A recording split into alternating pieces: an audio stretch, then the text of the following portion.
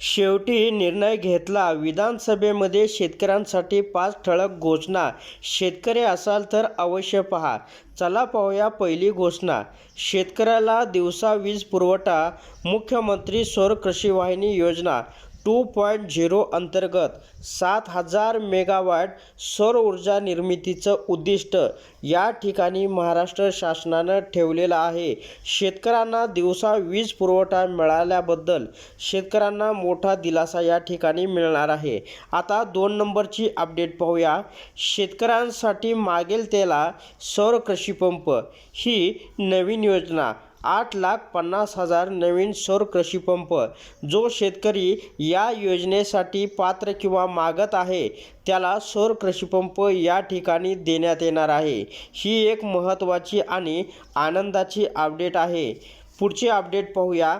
नमो शेतकरी महासन्मान निधी योजनेअंतर्गत 84,57,000 शेतकरी कुटुंबांना पहिल्या हप्त्यापोटी 1,691 कोटी 47 लाख रुपये या ठिकाणी वितरित करण्यात आल्याची माहिती या ठिकाणी मिळत आहे.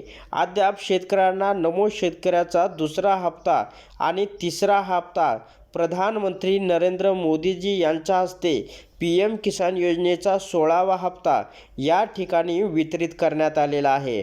आता पुढची अपडेट पाहूया.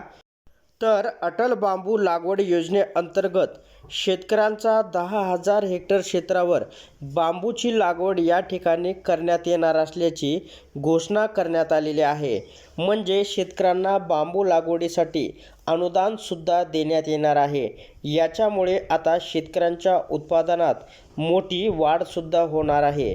बांबू लागवड ही फायदेशीर लागवड करून शेतकऱ्यांना आर्थिक उत्पन्न देण्यास मदत मिळवण्यास ही उपयुक्त ठरत असल्याचं सांगण्यात आलेलं आहे.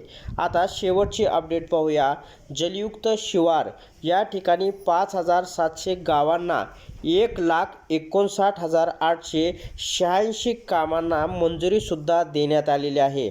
आता या ठिकाणी पाहिलं तर या गावातील शेतकऱ्यांना मोठा दिलासासुद्धा मिळणार आहे. कारण ही गावं जलयुक्त शिवार होणार आहेत.